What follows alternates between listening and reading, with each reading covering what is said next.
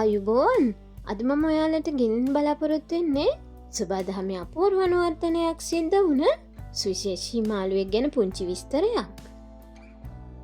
ඇස් දෙකක් නැතුව කිසිම ආලෝකයක් නැති සම්පූර්ණ අඳුරු ගුහාවක් ඇතුලේ බාධකවල නොවැදී පිහිනන්න පුළුවන් මාළුවෙක් ගැන ඔයාලා අහලා තියෙනවද?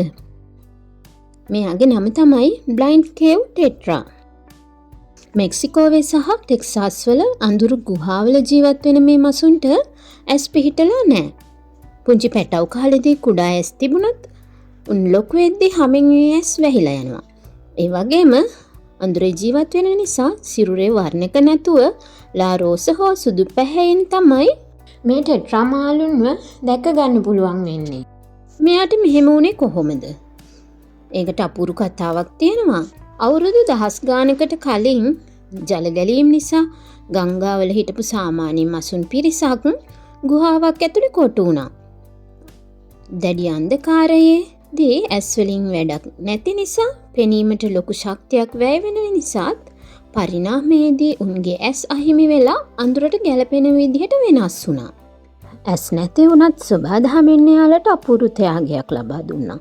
ඒ තමයි මේ මාළුන්ගේ ඇඟ දෙපස රේඛාවක් ආකාරයට පිහිටලා තියෙන සංවේදක පද්ධතිය.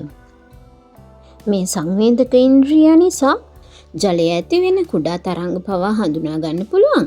ඒ නිසා උන්ට බාධාවක් මඟ හැරලා ආහාර හොයාගන්න හරිම ලේසි.